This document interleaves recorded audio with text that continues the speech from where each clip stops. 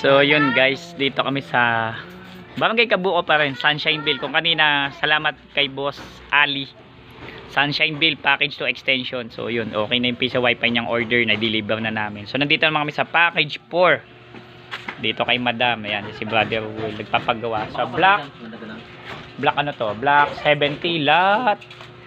Siguro to 31 siguro to, 31 po ba? 31, ano, 32. 31 and 32 po. Yan. So dito yan. So mga taga Black 70. Ayan. Sunshine Kabuo package 4. Dito kayo mag wifi. Kompleto na. May Gcash na. Kompleto na lahat. Habang nagwa wifi ay sulit. Sulit na. Grabe ang kapal ng alambre. Pang building. So yan yung may-ari.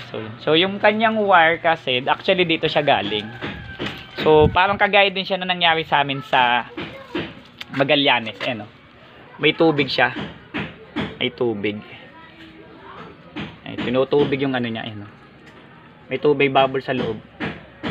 So, yung tubig niya ay nasa loob ng wire. So, kaya pala yung antena niya ay hindi nagpa-function o dahil nga shorted na o grounded yung wire. So, yung antena, buti hindi pa nabasa.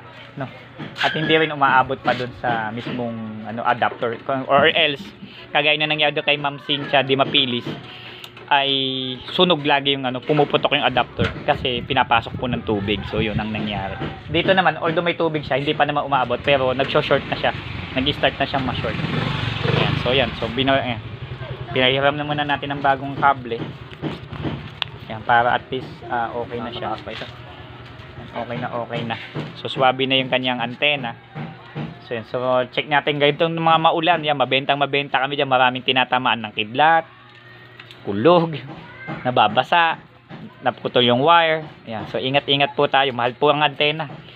So okay, maraming salamat po. PC magawa mo, don't forget to subscribe.